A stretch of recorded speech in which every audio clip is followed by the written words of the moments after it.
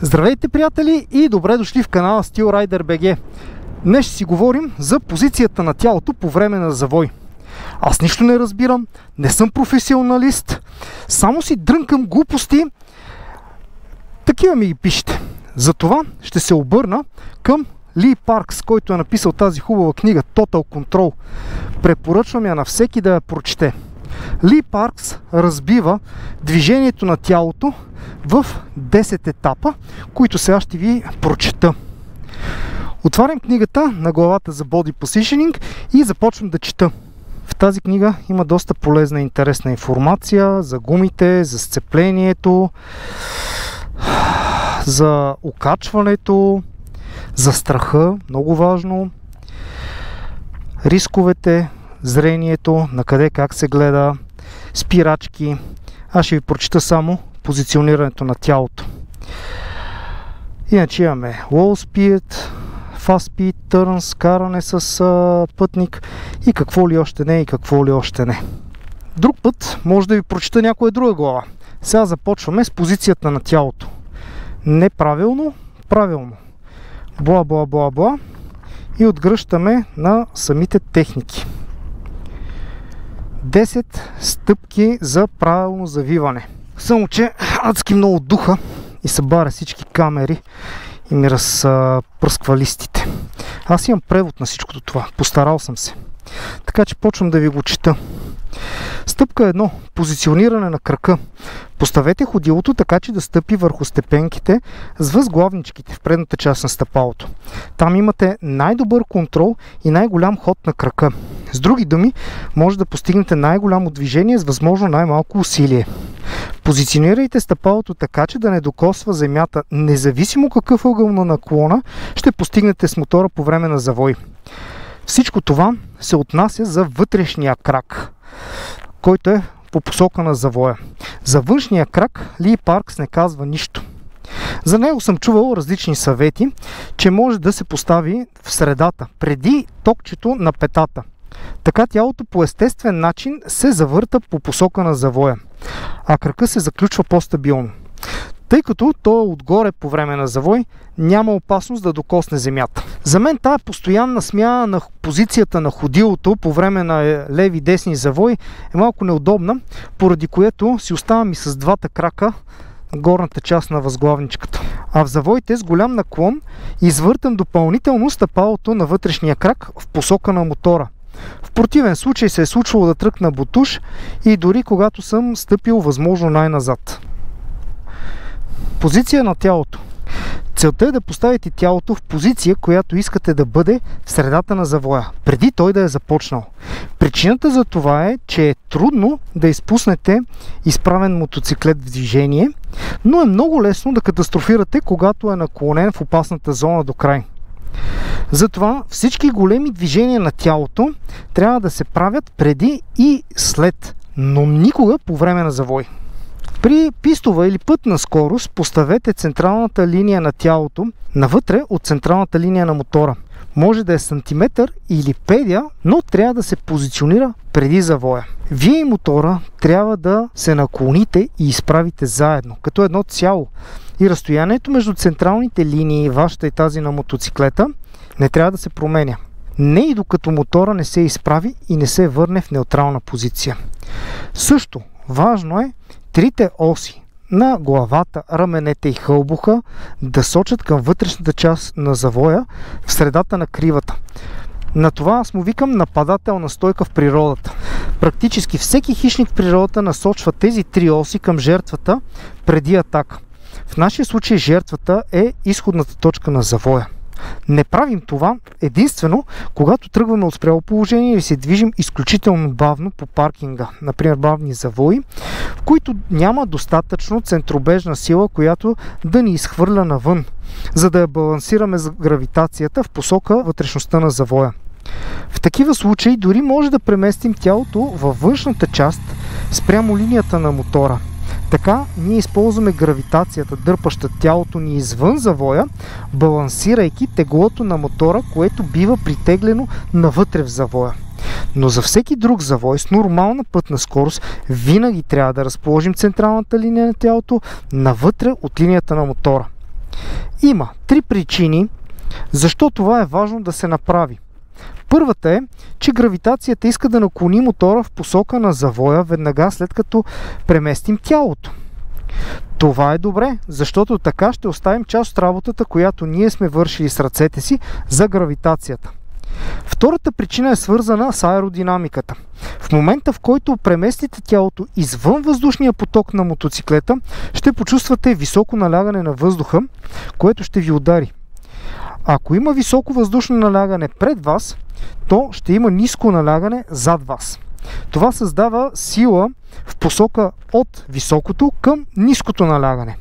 Това е същата сила, която кара самолетите да летят и прахосмукачките да работят. Тя ще накара мотора да се завърти около оста си. Изпитвали сте същата сила, когато си покажете ръка. Мамка му!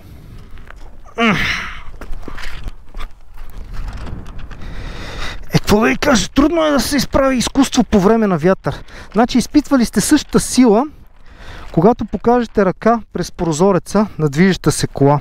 Тогава въздушната струя иска да я отмести назад. Представете си каква е силата на въздушната струя на цялото ви тяло, що ме усещате толкова силно с ръката си. Третата причина за преместването на тялото във вътрешната част е свързано с ъгъла на наклон. Целта е да постигнем възможно най-малък ъгъл на наклона за всеки един завой във всяка една ситуация. Колкото по-малко е наклонен мотора, толкова по-лесно е да сменим неговата скорост или посока. Там някакво БМВ се върти. Премествайки линията на Премествайки линията на тялото навътре от линията на мотора, вие изправяте мотора, осигурявайки няколко допълнителни сантиметра просвет в най-ниската част на завоя. Затова състезателите висят от вътрешната страна на завоите. А те използват допълнителния просвет, за да карат още по-бързо на пистата, където условията са контролирани и го позволяват. Но на улицата, където нямаме контрол над средата, този допълнителен просвет се използва за сигурност. Иронично, но висенето е най-полезно за водачите на крузъри, чопъри и всякакви такива ниски мотори, защото те лесно могат да опрат по време на завой, катастрофирайки след вдигане на задната гума. Разбира се, висенето работи добре за всички видове мотоциклети. Стъпка 3. Натиснете външната ръкохватка. Тъй като все още не сме напълно готови за завиване, ще може да продължим праволинейното си движение само единствено ако натиснем външната ръкохватка. В резултат на това ще се образува една V-образна форма между централната линия на водача, който се е изнесъл във вътрешната страна на завоя, и мотоциклета, който се е наклонил във външната страна на завоя.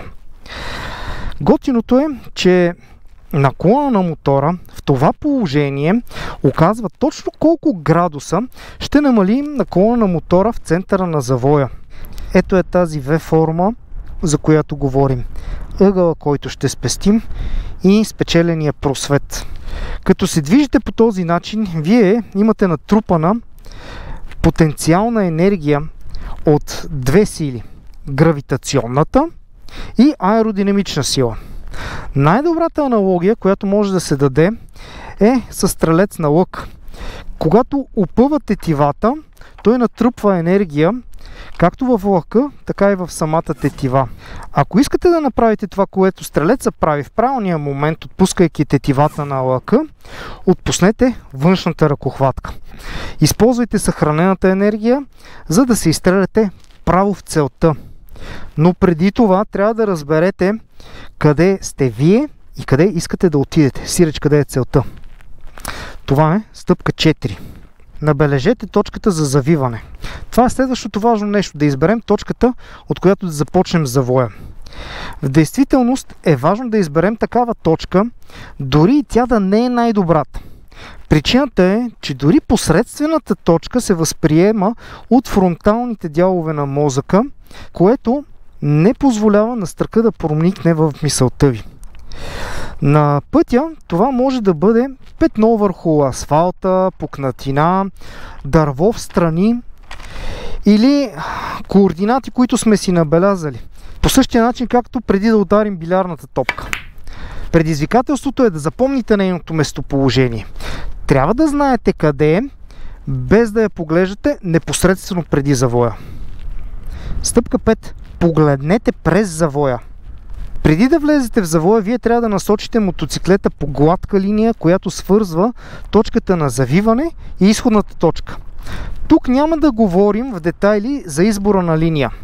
Това е отделна глава в тази книга. При нормална пътна скорост това трябва да стане от 3 до 5 метра преди точката на завиване.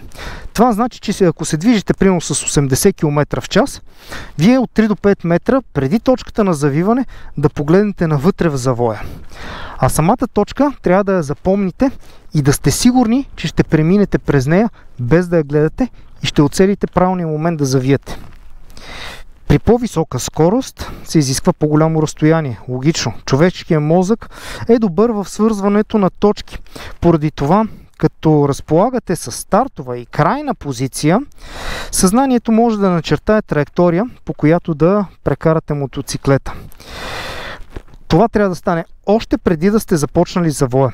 Затова е необходимо да изберете предварително началната и крайната точка. В избора на линии се говори и за апекс, който е много важна част от завоя. Както ви казах, има специална глава. Няма да го разглеждаме тук. Стъпка 6. Отпуснете външната ръкохватка. В тази точка трябва да накарате мотора да завие, като отпуснете натиска върху външната ръкохватка. Всичката съхранена гравитационна и аеродинамична енергия веднага ще накара мотора да завие без това да се отразява на окачването. Това е много по-ефективно, отколкото едно голямо натискане, един голям counter-steering input, защото той би компресирал окачването значително, добавяйки енергия в пружините. Както един голям полустик, когато компресираме пружините, те в един момент така или иначе ще искат да се разкомпресират, добавяйки нестабилност в цялата тази система. Затова веднага, след като отпуснете натиска върху външната ръкохватка, която е запазвал тази V-образна форма по време на праволинейното движение, вашето тегло лесно ще се пренасочи към вътрешната ръкохватка. И това е стъпка 7. Да натиснем вътрешната ръкохватка.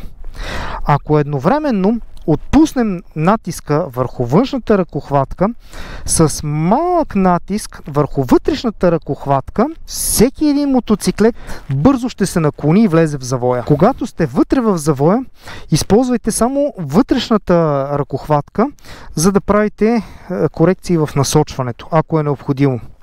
Това значи, че понякога ще се наложи да натиснете или да дръпнете вътрешната ръкохватка.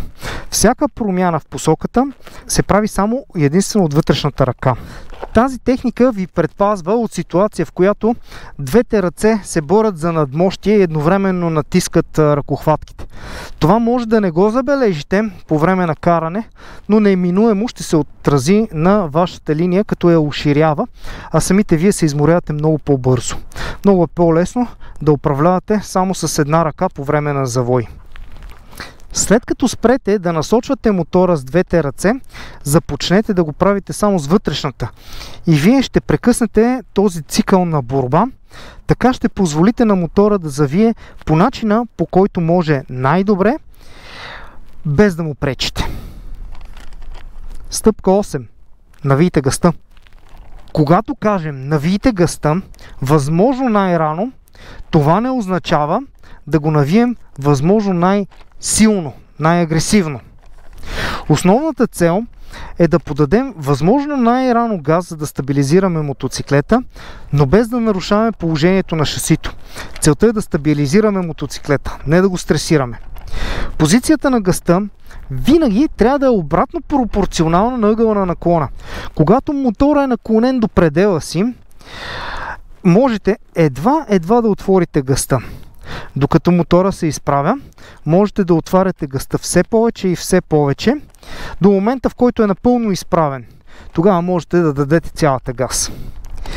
Има добра и лоша новина, свързана с гумите. Добрата е, че с течение на годините са станали все по-лепкави и при топло време, суха повърхност, с добро сцепление, в много случаи можете да развъртите гъста и да излезете от завоя само на газ. Задната гума ще вдигне теглото вашето и на мотоциклета, изстрелвайки ви от завоя. А лошата новина е, че ако се опитате това нещо да го направите в хлъзгало, мокро време, в дъжд, искате твърде много, от малкото контактно петно на задната гума ще загубите сцепление, защото вече сте придобили един не много добър навик и ще паднете. Затова има и друг начин, по който може да изведете мотора извън завоя. И това е като го насочите с кормилото. Стъпка 9. Натиснете външната ръкохватка. Сега тук в книгата има едно противоречие. На стъпка 7 ни казаха да използваме по време на завоя само единствено вътрешната ръка. А сега ни казват, натиснете външната ръкохватка, когато сме наклонени в завоя. Много хора препоръчват, за да насочите мотоциклета извън завоя, не да натискате външната, а да дръпнете вътрешната ръкохватка. Това е до някъде и причина, поради която, когато сте се наклонили, вие нямате с външната ръка достатъчно сила да я натиснете. Имате достатъчно сила обаче да я дръпнете, защото тук ви е много по-удобно. Вие сте изнесли тялото и може да я дръпнете. Затова аз бих казал, дръпнете вътрешната ръкохватка, а не както пише Ли Паркс. И виждате, за едно и също нещо може да има много мнение. Няма правилно или грешно. При по-малка скорост, ако не сте изнесли тялото толкова много, може и да си натиснете външната. Няма против. Сега да се върнем и да видим какво пише Ли Паркс, все пак в стъпка 9. Можете да излезете от завоя напълно с насочване на кормилото. Но това ще коства сериозен натиск, вследствие на който можете да загубите сцепление. Това е защото изисквате пък твърде много от малкото контактно петно на предното колело, за да вдигнете теглото на вашия мотоциклет и на вас самия, извеждайки го от завоя. А предното колело има по-малко контактно петно, защото гумата е по-тънка. Ли Паркс казва, правилната техника е да използвате малко газ и малко насочване с кормилото, разпределяйки работата между контактните петна на предната и задната гума. Комбайна по пистата. Така, дори на мокро и хлъзгаво, вие ще имате най-добри шансове да останете цели на две гуми. Какви са тия селскостопански машини, бе? Тракторче. Когато се изпълни правилно, мотора се изправя с много по-малко усилия на водача. Запомнете, през цялото време на завоя вие запазвате тази V-образна позиция, за която говорихме в началото. И стъпка 10. Върнете се в неутрална позиция. Причината да отложите момента, докато мотора се изправи напълно, за да преместите своето тяло в средата, е за да минимизирате голямото движение на окачване вследствие на преместването на голяма маса. Вашата. Заключение. Ако се чувствате претоварени от информацията, не се притеснявайте. Вероятно вече правите правилно някои от тия стъпки, ако не всичките 10. За щастие няма нужда да мислим за някои от тях. Например, когато препозиционираме тялото, автоматично ще трябва да натиснем външната ръкохватка, за да запазим праволинейното движение.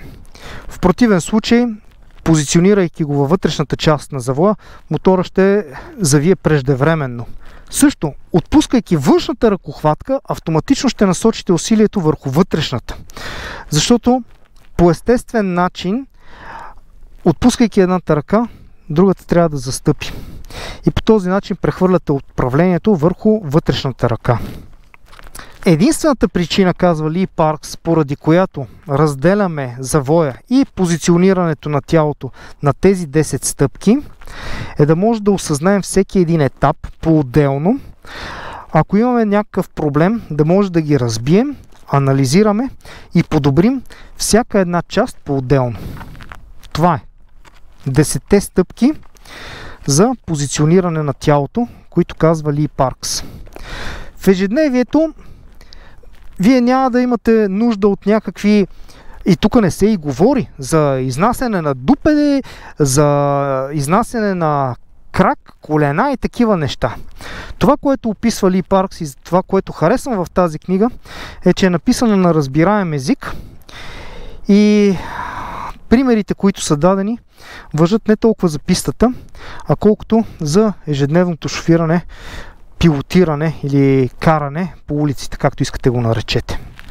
Мислех да направя някакви епични кадри с дрона, как въртя кръгчета, влача колена, той ме следва, ама ще го оставим за друг път. Страшно много духа, събори ми няколко пъти камерата от стойката, не е ден за снимки. Гледай как се върти. Това е само от вятъра. Я да пуснем и тея. Ау! Боли бе! Баси!